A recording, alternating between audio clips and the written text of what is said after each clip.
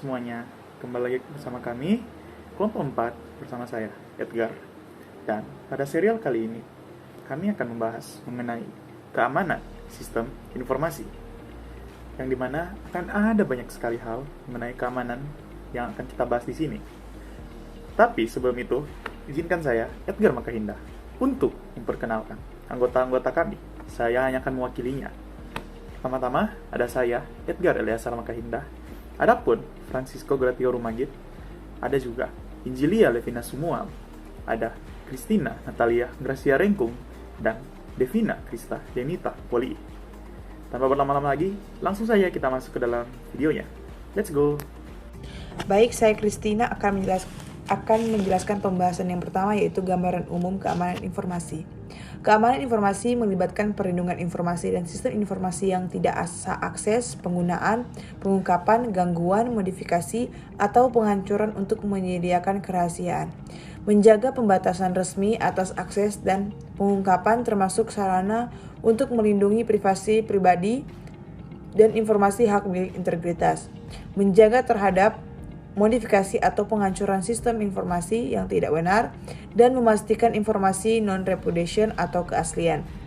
Ketersediaan memastikan akses dan penggunaan informasi yang tepat waktu dan andal. Kemudian ada siklus hidup sistem manajemen keamanan informasi. Siklus hidup sistem manajemen keamanan informasi merupakan suatu sistem informasi sehingga pengembangannya membutuhkan penerapan life cycle mendekati. Sistem keamanan informasi dikembangkan dengan menerapkan metode yang telah ditetapkan: analisis sistem desain, penerapan, dan operasi, evaluasi, dan kontrol. Analisis sistem menganalisis kerentanan sistem dalam kaitannya dengan ancaman yang relevan dan eksposur kerugian yang terkait. Desain sistem merancang langkah-langkah keamanan dan rencana darurat untuk mengendalikan eksposur kerugian yang teridentifikasi. Implementasi sistem menerapkan langkah-langkah keamanan seperti yang dirancang: operasi sistem, evaluasi, dan kontrol. Mengoperasikan sistem dan menilai efektivitas dan efisiennya. Lakukan perubahan sesuai kebutuhan keadaan. Kemudian ada standar internasional untuk keamanan informasi atau ISO 27001 adalah standar internasional untuk sistem manajemen informasi. Standar ini menyediakan kerangka kerja untuk mengelola, mengontrol, dan menjamin keamanan informasi dalam organisasi. Information Security Management System atau sistem manajemen keamanan informasi adalah istilah yang muncul terutama dari ISO 27002 yang merujuk pada suatu sistem manajemen yang berhubungan dengan keamanan informasi. Ada beberapa pedoman lain mengenai ISMS atau COSO, Committee Sponsoring Organization of the Treatway Commission, www.coso.org, mengeluarkan laporan berjudul Internal Control Kerangka Kerja, Manajemen Resiko Perusahaan Kerangka Kerja Terintegritas, dan Panduan Pemantauan Sistem Pengendalian Intern. Dan tujuan kontrol untuk informasi dan teknologi terkait diumumkan oleh Audit Sistem Informasi dan Kontrol dan IT Governance Institute. COBIT merupakan mirip dengan seri ISO 27000 yang menyediakan serangkaian praktek terbaik untuk manajemen IT. Kemudian ada sistem keamanan informasi di organisasi Chief Strategy Officer atau sering dikenal sebagai Chief Strategist, adalah posisi C-level yang bertugas membantu CEO dalam menjalankan, mengembangkan, menjaga, dan mengomunikasikan rencana perusahaan.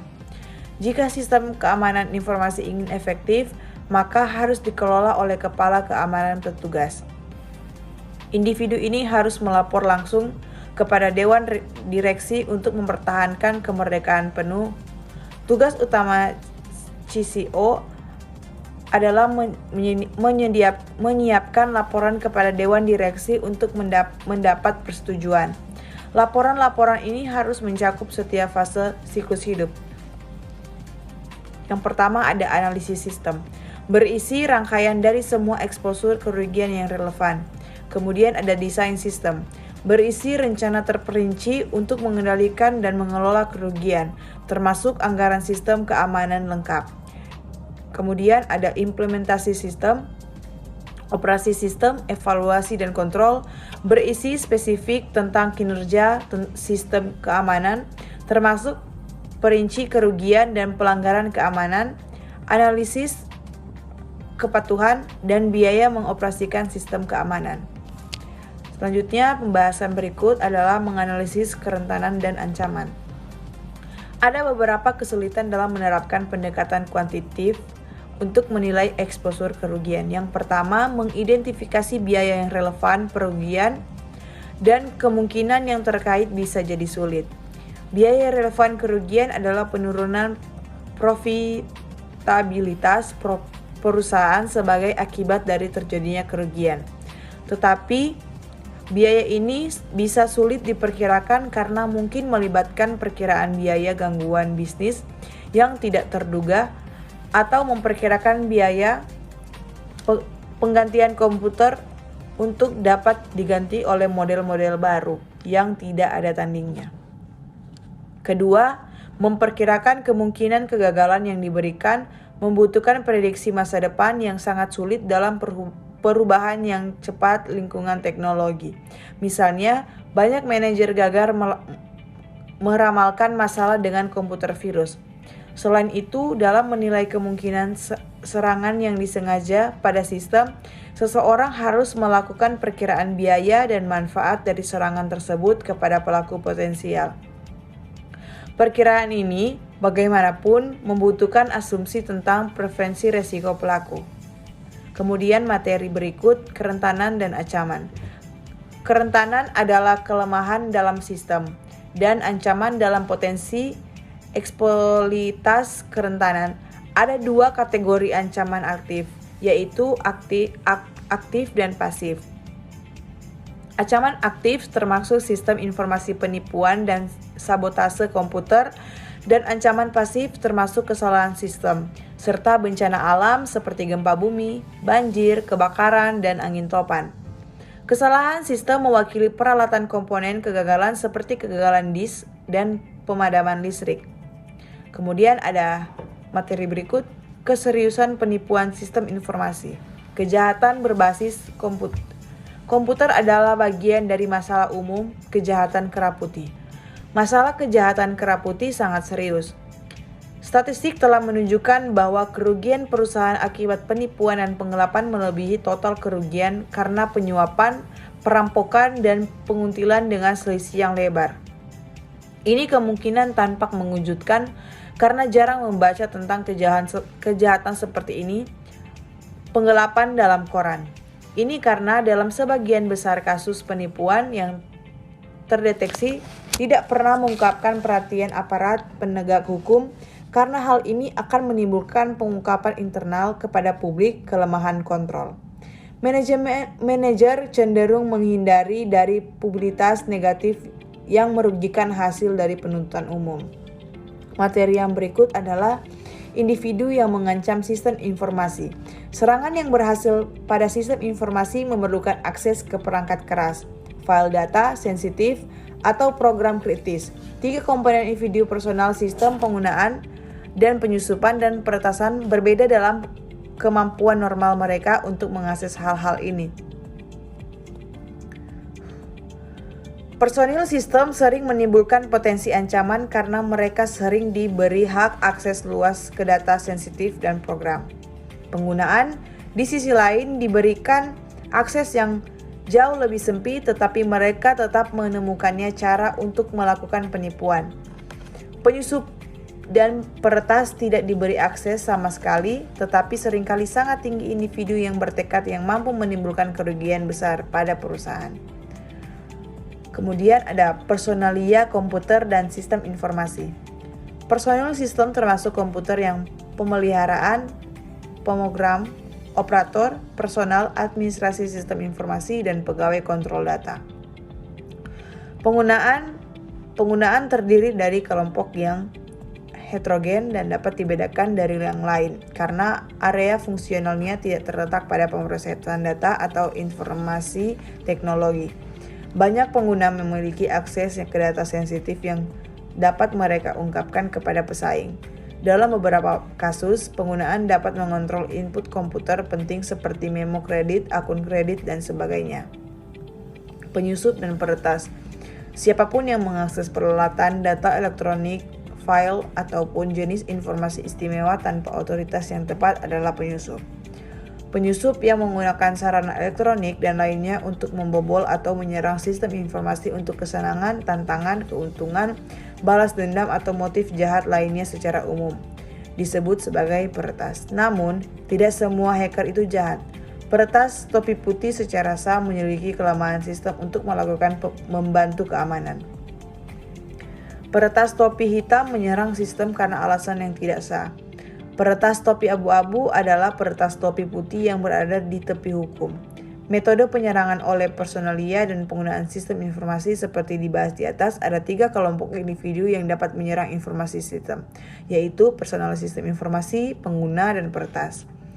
Pada saat ini kami membahas 6 metode ini di sini yang mungkin digunakan personal sistem informasi dan penggunaan untuk melakukan sistem informasi penipuan. Tentu saja personal sistem informasi dan penggunaan juga dapat menggunakan metode peretas yang dibahas di atas. Kemudian manipulasi masukan dalam kebanyakan kasus penipuan komputer orang dalam, manipulasi input adalah metode yang digunakan. Metode ini membutuhkan keterampilan teknis paling sedikit. Seseorang dapat mengubah input dengan hampir tidak ada pengetahuan tentang bagaimana sistem komputer beroperasi. Seorang teller yang dipekerjakan oleh Union Dime Bank ditemukan melakukan skimming uang dari rekening bank. Ini dilakukan dengan memasukkan entry palsu untuk pemrosesan komputer. Kejahatan itu terungkap setelah polisi mengebrek seorang bandar yang sering dikunjungi teller dan menemukan bahwa teller bertaruh lebih dari $30.000 per minggu. Bank kehilangan lebih dari $1 juta. Kemudian, Bank Morgan Guaranty menerima telex palsu dari Bank Sentral Nigeria. Dana $20 juta akan ditransfer secara elektronik ke 3 bank berbeda. Namun, ketika upaya dilakukan untuk mentransfer dana ke rekening $50 yang baru dibuka di Santa Ana, California, transfer ditolak. Hal ini menyebabkan ditemukannya penipuan tanpa kerugian bagi Morgan Guaranty. Dalam satu kasus, 4 pria yang terlibat dalam skema penipuan bank yang rumit mencuri $1,3 juta melalui manipulasi memo deposito. Dalam kasus lain, seorang wanita tidak hanya mencuri $200 sebulan selama 10 tahun dengan mengubah dokumentasi input, dia juga membayar sendiri gaji tambahan. Kemudian analis sistem di departemen store membeli beberapa barang di akun pribadinya, mencegat dokumen, dan menurunkan harga. Kemudian ada juga operator pemrosesan data menetapkan kekurangan dalam beberapa pemeriksaan yang sedang diproses. Sebagai akibat dari kesalahan, maka pemeriksaan ditolak oleh komputer dan harus diproses secara manual. Dia kemudian mengubah cek menjadi penggunaannya sendiri. Kemudian ada perubahan program. Perubahan program adalah salah satu metode yang paling tidak umum digunakan oleh orang dalam untuk melakukan penipuan komputer. Hal ini dikarenakan perubahan program membutuhkan keterampilan pemrograman yang hanya dimiliki oleh segelintir orang. Terkadang pengembangan program menempatkan pintu belakang dalam suatu program untuk memastikan bahwa mereka akan selalu memiliki akses ke sana. Kemudian manajer perusahaan asuransi jiwa pendanaan ekuitas menciptakan program yang menghasilkan lebih dari $100 juta dalam polis asuransi fiktif. Polis palsu dijual ke perusahaan asuransi lain dan program penagihan perusahaan kemudian diubah untuk menghilangkan penagihan polis ini. Dilakukan dengan menetapkan kebijakan fiktif ke Departemen 99. Ketika komputer sampai pada kebijakan Departemen 99, itu akan mengabaikan proses penagihan. Kemudian ada seseorang programmer memprogram komputer untuk mengabaikan cerukan di akunnya. Dia tertangkap ketika komputer rusak dan catatan harus diproses secara manual. Kemudian ada manajer pusat data dari perusahaan pialang mencuri $81.000 selama beberapa tahun berdasarkan skema yang mengandalkan perubahan program yang tidak sah. Dia menarik cek perusahaan dan kemudian mengirimkannya ke akun palsu yang telah dibuat. Baik, saya Edgar akan melanjutkan perubahan file langsung.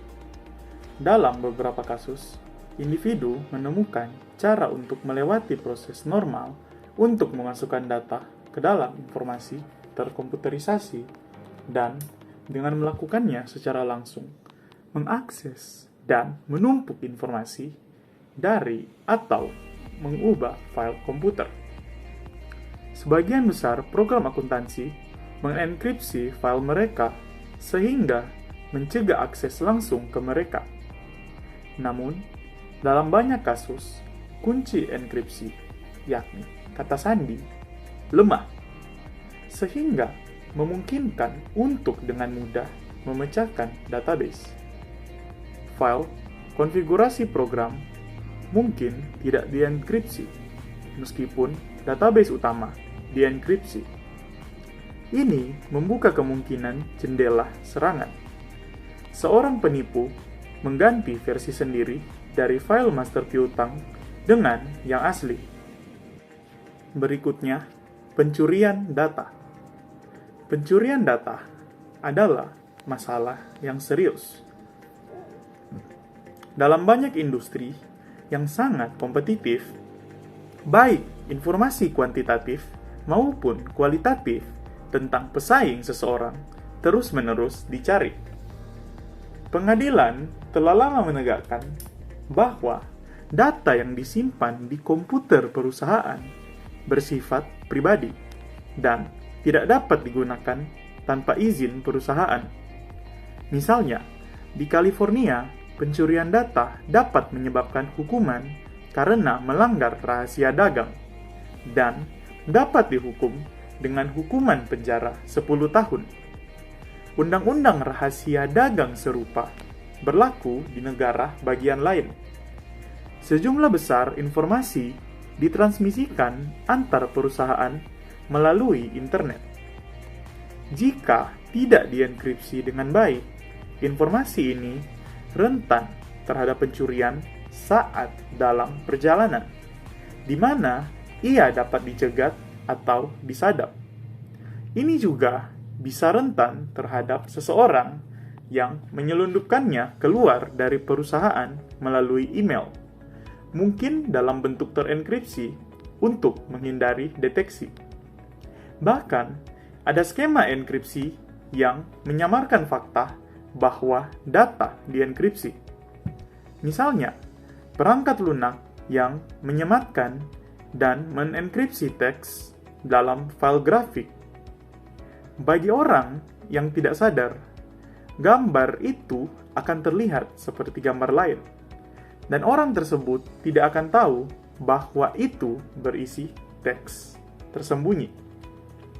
Data penting juga dapat diselundupkan keluar dari perusahaan pada media yang dapat dilepas seperti disk atau flash drive kecil.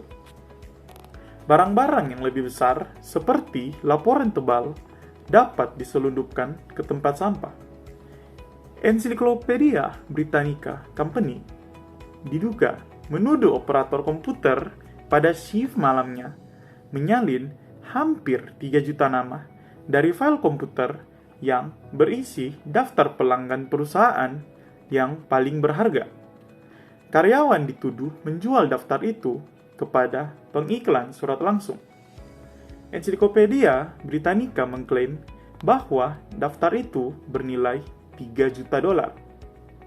Seorang pria California dituduh terhubung langsung ke jaringan komputer pesaingnya, melewati sistem keamanan komputer dan menyalin informasi sesuai kebutuhan. Berikutnya, sabotase. Ada banyak cara untuk menyebabkan kerusakan serius pada komputer.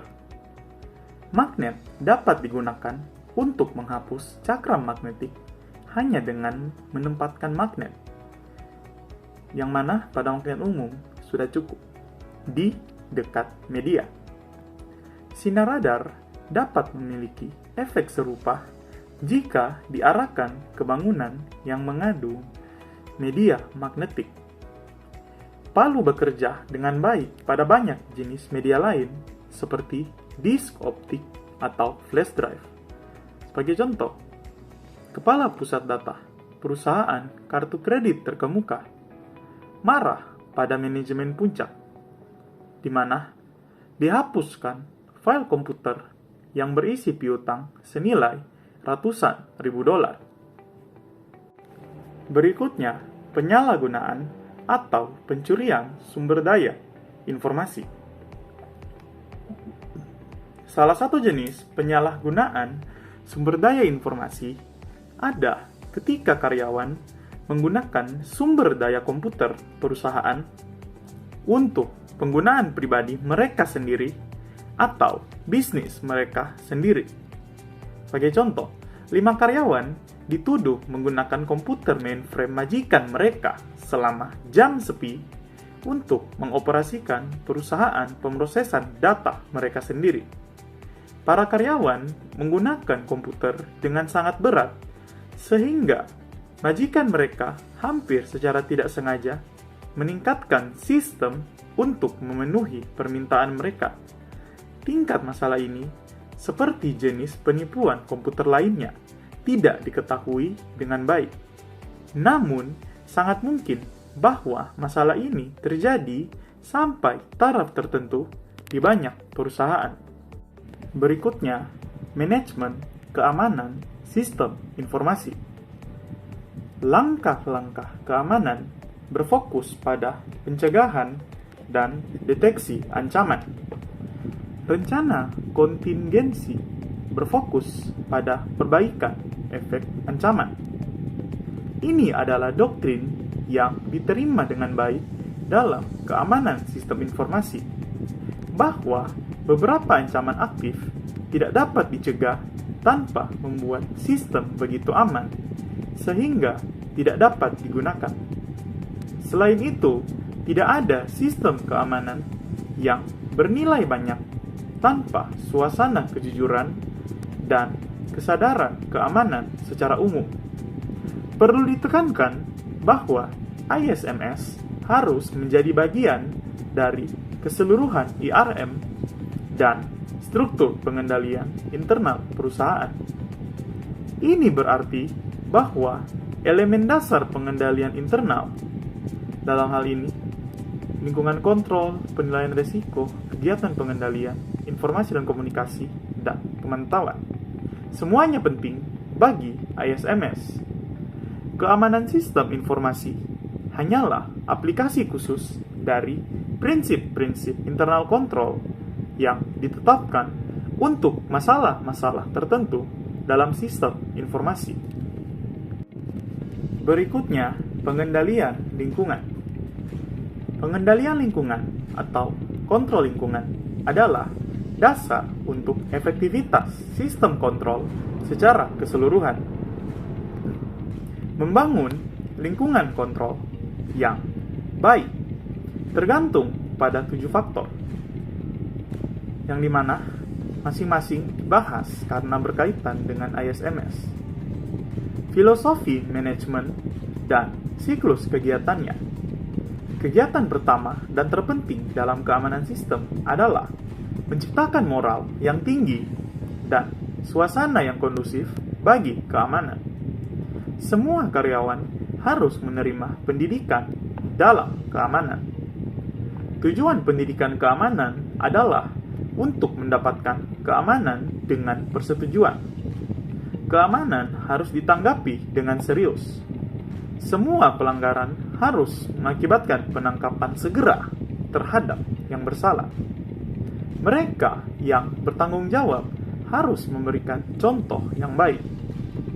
Aturan keamanan harus dipantau. Jika tidak, sistem akan segera dilupakan. Hubungan baik harus dijaga dengan karyawan. Semangat kerja yang rendah dapat mengakibatkan kemungkinan penipuan yang lebih tinggi. Komunikasi yang baik dengan karyawan dapat mengurangi masalah. Misalnya, file harus berisi pernyataan yang menyatakan bahwa itu adalah milik perusahaan dan bahwa penggunaannya yang tidak tepat dapat merupakan tindak pidana atau penyebab pemecatan. Struktur organisasional. Di banyak organisasi, akuntansi, komputasi, dan pemrosesan data semuanya diatur di bawah satu Chief Information Officer atau CIO. Oleh karena itu, divisi semacam itu tidak hanya melakukan fungsi pencatatan akuntansi tradisional, tetapi juga berbagai fungsi teknologi informasi. Ini menimbulkan berbagai masalah untuk membangun dan mempertahankan pola otoritas dan tanggung jawab yang jelas.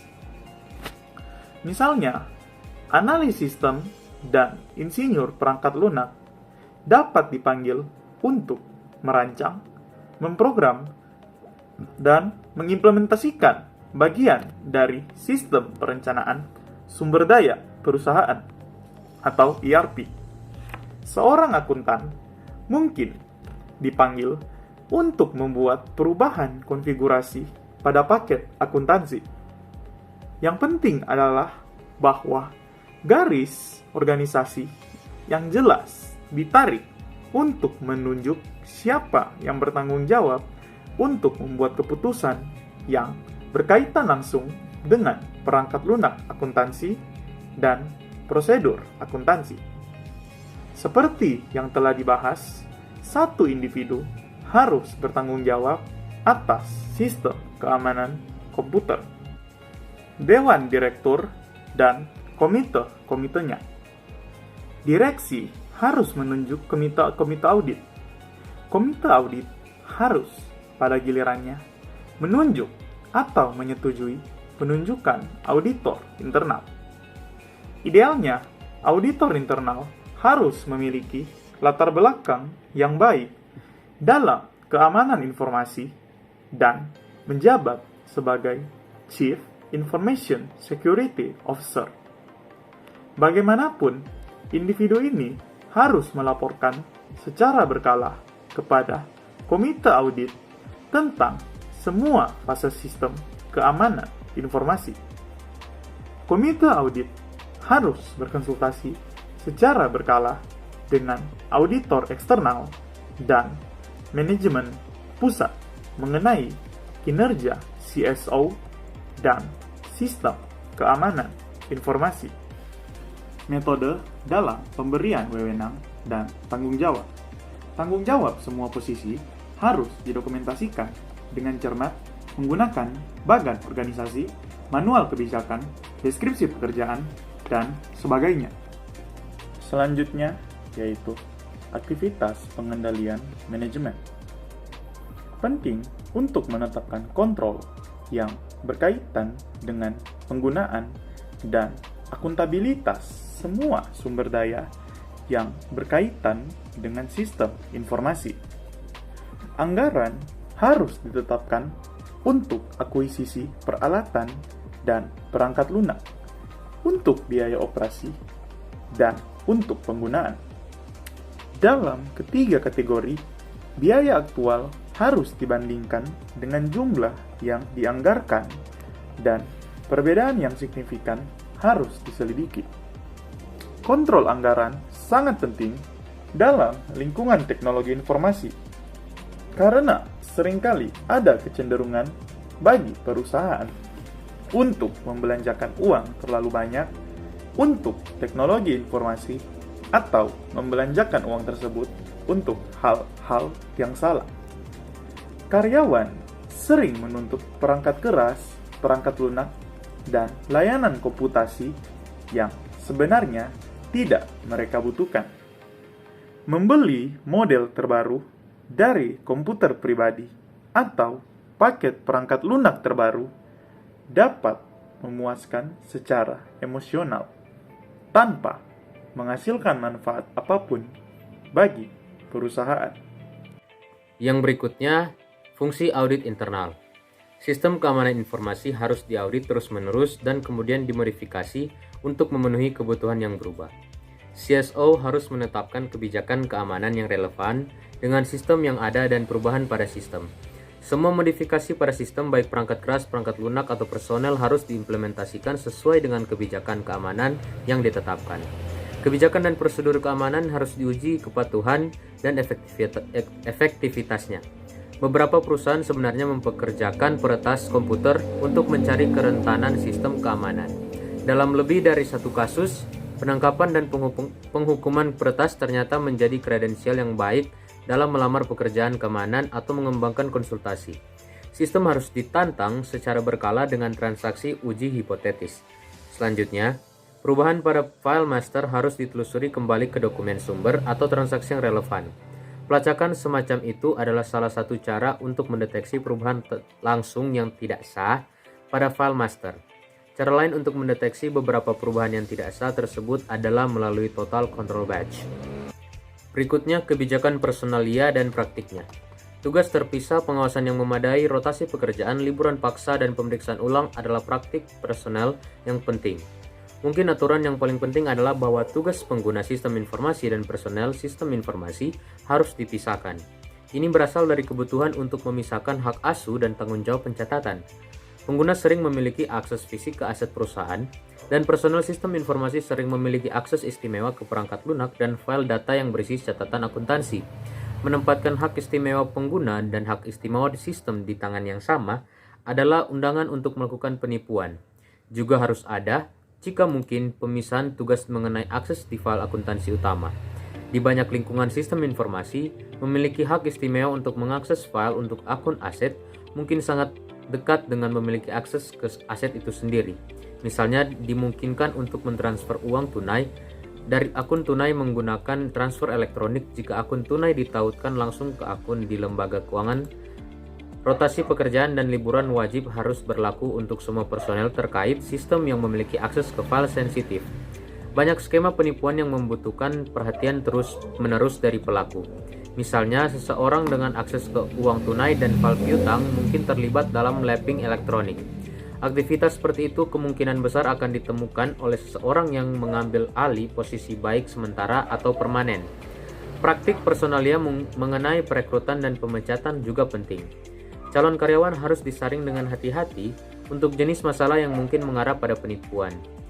Masalah tersebut termasuk kesulitan kredit, berbagai kecanduan atau misalnya narkoba, alkohol, dan perjudian, serta masalah pekerjaan sebelumnya. Semakin sensitif posisinya, semakin luas penyelidikan latar belakang seharusnya. Ingat, satu individu yang menyimpang dalam posisi kritis dapat sepenuhnya menghancurkan keseluruhan perusahaan.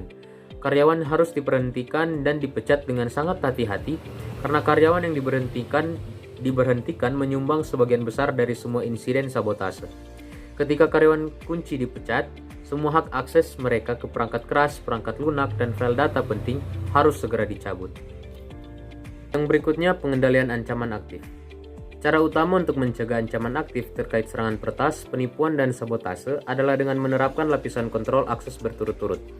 Jika semua kontrol organisasi dan pemrosesan data umum sudah ada dan berfungsi, pertimbangan utama kemudian menjadi membatasi akses tidak sah ke data dan peralatan sensitif. Sama seperti tidak mungkin menyalakan api tanpa akses ke panas, tidak mungkin juga untuk melakukan penipuan sistem informasi tanpa akses ke data atau peralatan sensitif. Kontrol akses memisahkan pelaku dari target potensialnya. Pendekatan berlapis untuk kontrol akses melibatkan pemasangan beberapa lapisan kontrol yang memisahkan calon pelaku dari target potensialnya. 3 lapisan tersebut adalah kontrol akses situs, kontrol akses sistem, dan kontrol akses file. Langkah pertama dalam menetapkan kontrol akses adalah mengklasifikasikan semua data dan peralatan sesuai dengan kepentingan dan kerentanannya. Kontrol situs akses. Kontrol akses sistem adalah kontrol berorientasi perangkat lunak yang dirancang untuk mencegah pengguna yang tidak sah menggunakan sistem. Tujuan dari kontrol akses sistem adalah untuk mengautentikasi pengguna dengan menggunakan cara seperti ID pengguna, kata sandi, alamat IP, dan perangkat keras. Setiap pengguna internal dapat diberi nomor ID pengguna dan kata sandi pada 9 tingkatan. Pada tingkat workstation atau komputer pribadi, jaringan, komputer host, server file, katalog file, program, file data atau database, catatan, dan bidang data. Masing-masing level ini memberikan lapisan perlindungan berturut-turut, memisahkan calon penyusup dari data sensitif. Sistem operasi dan perangkat lunak akuntansi harus secara otomatis mencatat waktu, tanggal, dan nomor pengguna yang terkait dengan semua akses file access controls. Prosedur untuk mengubah kata sandi harus dikontrol dengan hati-hati. Keamanan dapat ditingkatkan dengan menggunakan beberapa jenis sistem tanda countersign. Pengguna memulai prosedur perubahan kata sandi dan sistem merespons dengan tanda, biasanya pertanyaan atau kata kode. Pengguna harus menanggapi dengan benar pertanyaan atau kata kode untuk melanjutkan. Varian dari prosedur ini adalah mengharuskan pengguna memasukkan karakter yang ditampilkan dalam grafik yang telah disertakan dalam balasan sistem terhadap permintaan untuk mengubah kata sandi. Gambar 6.6 menunjukkan permintaan perubahan kata sandi dengan grafik yang berisi huruf pardes. Karakter dalam grafik tidak dapat dibaca oleh mesin sehingga memastikan bahwa permintaan perubahan kata sandi dibuat oleh manusia. Di bawah beberapa sistem operasi, batas akun untuk akun pengguna dapat ditetapkan jumlah maksimum percobaan pelanggaran keamanan dalam interval waktu tertentu. Setelah batas ini terlampaui, akun harus diatur ulang oleh keamanan sebelum dapat digunakan kembali. Di bawah sistem seperti itu, memasukkan kata sandi yang salah dapat dianggap sebagai pelanggaran keamanan. Fitur sistem operasi terkait adalah kemampuan secara otomatis memutuskan atau memblokir perangkat komunikasi jarak jauh dari mana beberapa kata sandi yang salah secara berurutan diterima. Personel harus segera memberitahu keamanan tentang pemutusan hubungan kerja atau pemindahan karyawan yang tertunda atau aktual. Akses akun untuk orang-orang ini harus segera dibatalkan. Kunci yang dapat diprogram juga harus diprogram ulang sesuai dengan itu. Perangkat keras juga dapat dikombinasikan dengan perangkat lunak untuk mengautentikasi individu yang meminta akses ke beberapa bagian sistem. Perangkat biometrik yang disebutkan sebelumnya dapat digunakan. Tindakan pencegahan tambahan adalah mengautentikasi perangkat komunikasi yang meminta akses. Beberapa terminal data dan adaptor jaringan di komputer pribadi berisi kode unik dalam ROM yang ditransmisikan secara otomatis ke komputer host. Sistem operasi atau perangkat lunak komunikasi dapat diprogram untuk menganalisis kode-kode ini dan menolak perangkat yang tidak dikenal. Firewall dapat diprogram untuk menolak paket data masuk yang tidak berasal dari alamat IP yang telah disetujui sebelumnya di internet. Namun, peretas yang gigih dapat memalsukan alamat IP yang valid. Dengan demikian, firewall lebih mewakili pencegah daripada solusi total. Solusi yang lebih kuat menggabungkan penggunaan firewall dengan teknik enkripsi. Orang luar mungkin diminta untuk mengautentikasi diri mereka sendiri dengan sertifikat digital atau kredensial lainnya. Semua pertukaran informasi kemudian dapat terjadi melalui saluran transkripsi. Firewall juga dapat memblokir akses keluar atau membatasi akses keluar ke program atau server tertentu. Misalnya, firewall mungkin diatur untuk memungkinkan akses keluar oleh program akuntansi dan browser web. Program lain seperti kuda Troya kemudian akan diblokir secara otomatis. Kontrol akses file control adalah file mencegah akses tidak sah ke data dan file program. Kontrol akses file yang paling mendasar adalah pembentukan pedoman otorisasi dan prosedur untuk mengakses dan mengubah file. Pembatasan khusus harus ditempatkan pada programmer yang memiliki pengetahuan khusus untuk membuat perubahan program. Kontrol perubahan program bertujuan untuk mencegah perubahan yang tidak sah dan berpotensi penipuan diperkenalkan ke dalam program yang telah diuji dan diterima sebelumnya. Elemen kontrol termasuk dokumentasi, permintaan perubahan program, dan daftar perubahan program dengan tanggal dan persetujuan yang sesuai dengan untuk otorisasi. Pemrograman perubahan, pengujian dan sertifikasi hasil pengujian, dan revisi program produksi dan dokumentasi terkait. Pemisahan programmer, operasi, dan pustaka program atau data yang tepat diperlukan dalam prosesnya. Program juga dapat ditandatangani secara digital seperti yang dibahas dalam bab 3 dengan cara yang sama seperti pesan elektronik ditandatangani, dan verifikasi tanda tangan digital dapat secara positif mengautentikasi identitas sumber program dan memverifikasi bahwa itu belum diubah. Misalnya, perubahan XYZ mungkin membeli program untuk menganalisis piutang. Untuk melindungi dirinya sendiri, XYZ akan membutuhkan program untuk membawa tanda tangan digital dari vendor atau pengembang. Selain itu, jika XYZ tidak mengetahui dan mempercayai kunci publik vendor atau pengembang, maka XYZ juga dapat mengharuskan kunci publik atau pengembang disertifikasi oleh otoritas sertifikasi yang diakui. Malware harus dikontrol oleh perangkat lunak anti-malware terbaru, misalnya perangkat lunak antivirus dan anti-spyware di semua workstation dan server. Email yang termasuk harus dipindai bahkan sebelum diterima di server email perusahaan. Beberapa program deteksi malware memberantas program dapat dikenali dari sistem yang terinfeksi, tetapi cara terbaik untuk menghindari masalah dengan malware adalah dengan mencegahnya diinstal sejak awal. Kontrol untuk ancaman pasif. Ancaman pasif termasuk masalah seperti kegagalan daya yang perangkat keras. Kontrol untuk ancaman semacam itu dapat bersifat preventif atau korektif. Fault tolerance system mengoreksi kesalahan pencadangan bekas. Ada 3 jenis cadangan: cadangan penuh, cadangan inkremental, dan cadangan diferensial. Cadangan penuh mencadangkan semua file pada disk tertentu. Di sebagian besar sistem, setiap file berisi bit arsip yang diatur ke 0 selama proses pencadangan. Sistem operasi secara otomatis mengatur bit ini ke 1 setiap kali file diubah. Cadangan inkremental mencadangkan semua file yang bit arsipnya diatur ke 1. Setiap bit arsip file kemudian diatur ulang ke 0 selama proses pencadangan. Oleh karena itu, cadangan inkremental hanya mencadangkan file-file yang telah dimodifikasi sejak pencadangan penuh atau inkremental terakhir. Akhirnya, cadangan diferensial sama dengan cadangan inkremental dan hanya bit arsip yang tidak diatur ulang ke 0 selama proses pencadangan. Skema pencadangan yang paling sederhana adalah membuat cadangan penuh secara berkala.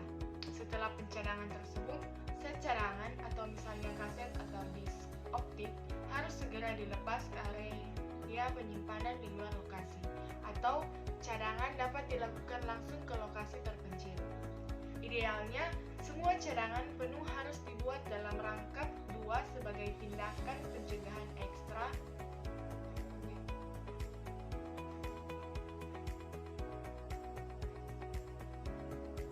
Kerentanan server web.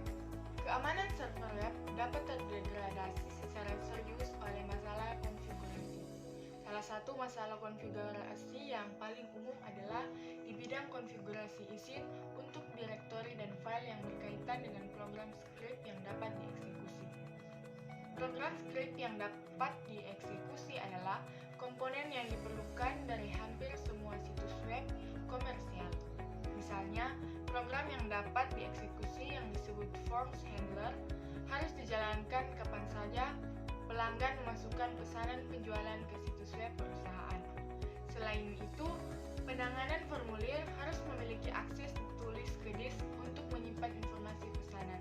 Oleh karena itu, pelanggan anonim harus memiliki akses eksekusi dan tulis, 2 hak yang istimewa bersama-sama dapat membentuk kombinasi yang sangat berbahaya jika berlaku untuk direktori file yang sama.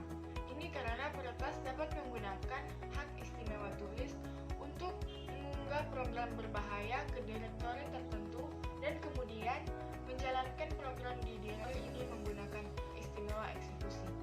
Oleh karena itu, tulis dan jalankan tidak boleh diberikan ke direktori yang sama.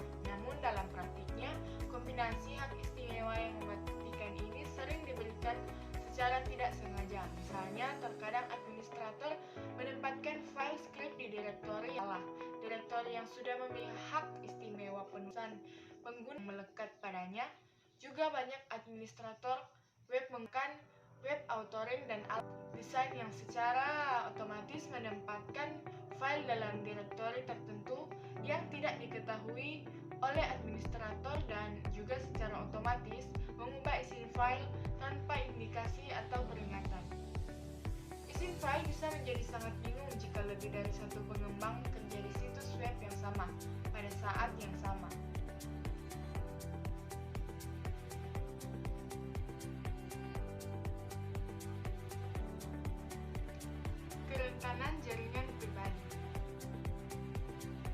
Masalah ini sangat sulit karena mungkin hampir tidak mungkin bagi administrator server untuk memastikan keamanan yang memadai pada semua mesin pengguna. Ini karena di banyak perusahaan pengguna biasanya mengakses internet, menjalankan semua jenis program aneh dan tidak aman, dan mengkonfigurasi sistem operasi mereka secara tidak benar. Salah satu cara hacker menyerang satu komputer melalui komputer alternatif adalah dengan email dalam bentuk attachment. Program Trojan Horse ke komputer alternatif. Peretas biasanya menipu penerima di komputer alternatif untuk membuka lampiran email dengan memalsukan alamat pengirim dari seorang yang dikenal.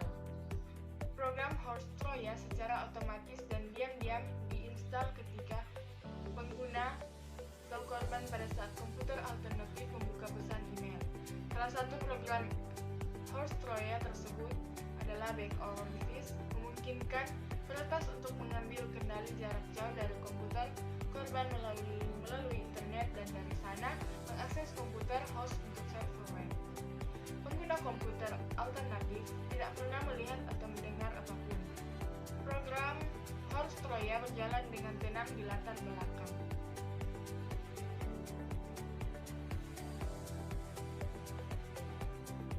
Komputasi cloud. Cloud adalah sinonim untuk internet dan penggunaan layanan berbasis cloud dan penyimpanan data disebut sebagai komputasi cloud.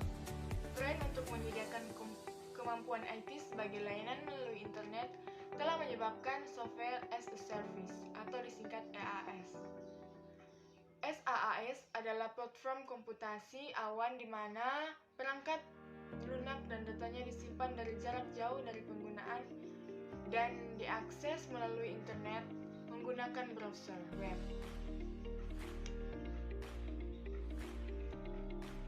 Software as a Service telah menjadi platform umum untuk aplikasi proses bisnis seperti akuntansi dan manajemen hubungan pelanggan atau CRM.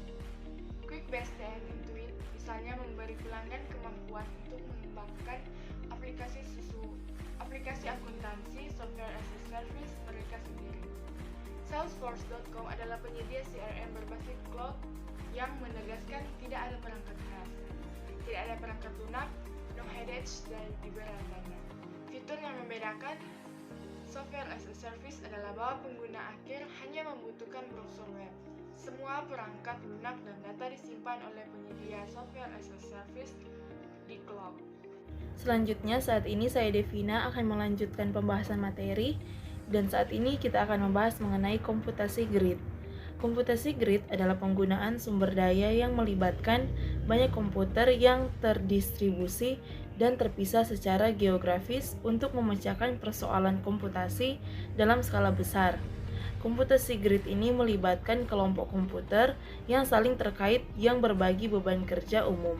Komputer individu dapat ditautkan secara lokal atau di berbagai lokasi di dalam internet, dan klaster komputer terbagi ke dalam beberapa jenis kategori, yaitu sebagai berikut. Yang pertama, klaster untuk ketersediaan yang tinggi atau high availability cluster. Kemudian ada klaster untuk pemerataan beban komputasi atau load balancing cluster.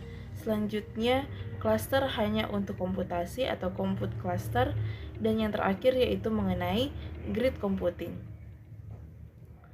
Klaster ketersediaan tinggi ini menghubungkan komputer fisik atau virtual bersama-sama sehingga jika salah satu gagal, satu atau lebih dari yang lain mengambil alih.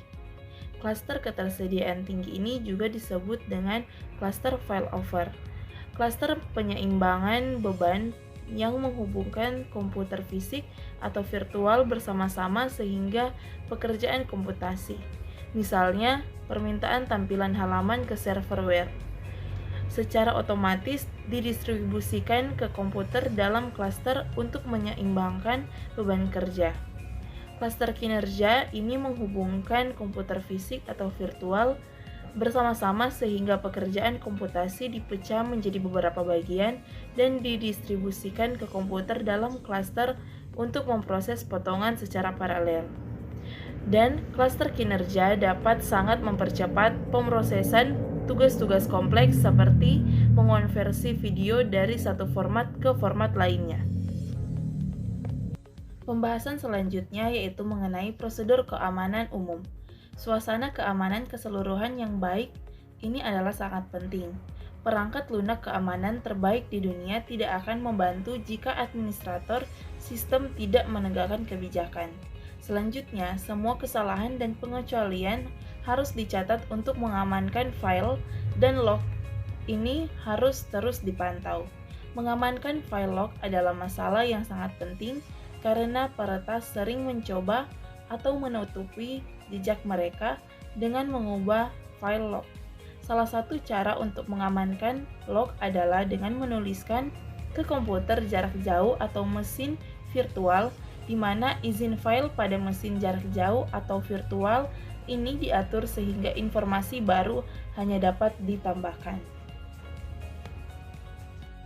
Manajemen resiko bencana. Manajemen risiko bencana ini menyangkut mengenai pencegahan dan perencanaan kontingensi. Dalam beberapa kasus, asuransi mungkin membantu pengendalian risiko, tetapi sebagian besar perusahaan asuransi enggan menanggung biaya gangguan bisnis untuk perusahaan besar, terutama bagi perusahaan tersebut tanpa rencana pemulihan bencana, baik pencegahan dan perencanaan kontingensi yang akan dibahas dalam hal-hal berikut. Yang pertama mengenai mencegah bencana. Pencegahan bencana merupakan langkah awal dalam mengelola risiko bencana. Penelitian telah menunjukkan frekuensi penyebab bencana berikut, yaitu data yang menyiratkan bahwa sebagian besar bencana dapat dikurangi atau dihindari dengan kebijakan keamanan keseluruhan yang baik.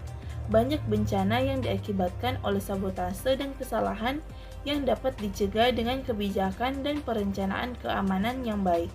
Pertimbangan yang cermat harus diberikan pada risiko bencana alam yang terkait dengan calon lokasi bangunan. Konsentrasi peralatan dan data komputer harus ditempatkan di bagian bangunan yang paling tidak terkena badai, gempa bumi, banjir, dan kebakaran, serta tindakan sabotase yang disengaja. Sistem elektronik dan mekanik yang memadai untuk kebakaran, banjir, dan institusi adalah penting. Sistem sprinkler berbasis air dapat berbahaya bagi komponen elektronik. Banyak perusahaan menggunakan sistem pemadam kebakaran yang mengandalkan sesuatu selain air seperti gas, busa, atau bubuk. Selanjutnya mengenai rencana darurat untuk bencana. Langkah pertama dalam mengembangkan rencana pemulihan bencana harus mendapatkan dukungan dari manajemen senior dan membentuk komite perencanaan. Ketika selesai, rencana pemulihan bencana harus didokumentasikan dan disetujui secara menyeluruh oleh orang-orang yang sama. Secara keseluruhan, pendekatan siklus hidup harus digunakan untuk merancang, mengimplementasikan, mengoperasikan, dan mengevaluasi rencana tersebut. Perkiraan menunjukkan bahwa biaya awal pelaksanaan rencana pemulihan bencana dapat berkisar antara 2 hingga 10% dari keseluruhan anggaran sistem informasi. Desain rencana harus mencakup 3 komponen utama, yaitu evaluasi kebutuhan perusahaan, kemudian daftar prioritas untuk pemulihan berdasarkan kebutuhan, dan serangkaian strategi dan prosedur pemulihan. Selanjutnya, menilai perusahaan. Dalam mengukur kinerja, sebagian besar perusahaan menggunakan tolak ukur keuangan karena dianggap praktis dan masih relevan untuk jangka pendek. Tolak ukur keuangan yang sering digunakan adalah return on investment, return on equity, profit margin, economy value added. Kebutuhan kritis semua sumber daya ini misi kritis harus diidentifikasi. Ini termasuk perangkat keras, perangkat lunak, persyaratan daya, dan pemeliharaan ruang bangunan, catatan penting, dan sumber daya manusia. Pembahasan selanjutnya yaitu mengenai daftar prioritas untuk pemulihan. Bahkan dengan rencana yang baik, pulih sepenuhnya dari bencana besar bisa memakan waktu yang lama. Oleh karena itu, prioritas harus ditetapkan yang sesuai dengan kebutuhan kritis perusahaan. Daftar prioritas ini mungkin menunjukkan bahwa kegiatan dan layanan misi kritis tertentu harus dibangun kembali dalam berbagai atau beberapa menit atau jam setelah bencana. Di sisi lain, rencana tersebut mungkin mengidentifikasikan bahwa kegiatan dan layanan lain akan dibangun kembali beberapa hari, minggu, atau bulan kemudian. Selanjutnya mengenai strategi dan prosedur pemulihan. Satu set lengkap strategi dan prosedur pemulihan sangatlah penting. Rencana tersebut harus mencangkup detail sedemikian rupa sehingga ketika bencana melanda, perusahaan segera tahu apa yang harus dilakukan, siapa yang harus melakukannya, bagaimana melakukannya, dan beberapa lama waktu yang dibutuhkan. Pertimbangan-pertimbangan ini dibahas secara rinci sebagai berikut. Rencana pemulihan bencana adalah dokumen yang berisikan rencana dan langkah untuk menggantikan dan atau memulihkan kembali akses data perangkat keras dan perangkat lunak yang diperlukan agar bank dapat menjalankan kegiatan operasional bisnis yang kritikal setelah adanya gangguan dan bencana. Pembahasan selanjutnya yaitu mengenai standar kepatuhan, standar keamanan informasi. Kelompok utama standar internasional untuk keamanan informasi adalah seri ISO dan atau IEC 27000 yang diterbitkan oleh ISO dan International Electronical Commission atau IEC.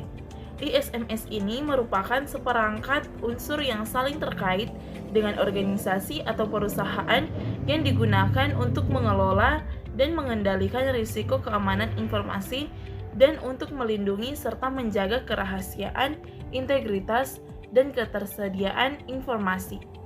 IEC atau Komisi Elektronik Internasional adalah suatu ornop standarisasi internasional nirlaba yang menyiapkan dan mempublikasikan standar internasional untuk semua teknologi elektrik, elektronika, dan teknologi lain yang terkait yang secara kolektif dikenal dengan elektronektologi. Inti dari kelompok standar ini adalah ISO atau IEC 27002 yang berjudul Teknologi Informasi, Teknik Keamanan, Kode Praktik untuk Manajemen Keamanan Informasi. Standar ini menetapkan kode praktik yang dapat diaudit di mana perusahaan dapat mencari sertifikasi sukarela, dan ISO atau IEC ini menetapkan lebih dari 5.000 kontrol untuk diterapkan secara sebagaimana berlaku di bawah kategori umum. Setiap organisasi yang mempertimbangkan keamanan informasi harus menggunakan 12 kategori ini sebagai panduan umum. Yang pertama, penilaian resiko, kedua, kebijakan keamanan, ketiga, organisasi dan tata kelola keamanan informasi, keempat, manajemen aset, kelima, sumber daya manusia, keenam, keamanan fisik dan lingkungan, ketujuh, manajemen komunikasi dan operasi, manajemen kontrol keamanan teknis dalam sistem dan jaringan, kedelapan, kontrol akses, kesembilan, akuisisi pengembangan dan pemeliharaan sistem informasi, kesepuluh, manajemen insiden keamanan informasi, kesebelas, manajemen keberlangsungan bisnis, kedua-belas, COBIT, kepatuhan yang adalah standar lain yang mengidentifikasikan serangkaian praktik terbaik atau kode. Kerangka kerja COBIT ini dibagi menjadi 4 domain. Yang pertama, merencanakan dan mengatur, yang kedua, memperoleh dan mengimplementasikan, yang ketiga, menyampaikan dan mendukung, yang keempat, memantau dan evaluasi. Pembahasan selanjutnya yaitu mengenai perencanaan kelangsungan, bisnis dan standar pemulihan bencana. Business Continuity Plan adalah strategi untuk memitigasi gangguan pada operasional bisnis jika terjadi bencana. Tujuan dari Business Continuity Planning ini adalah menjaga bisnis agar tetap beroperasi meskipun ada gangguan dan menyelamatkan sistem informasi dari dampak bencana lebih lanjut. Berikut ini adalah langkah merancang strategi BCB yang tepat dan sesuai dengan fungsinya.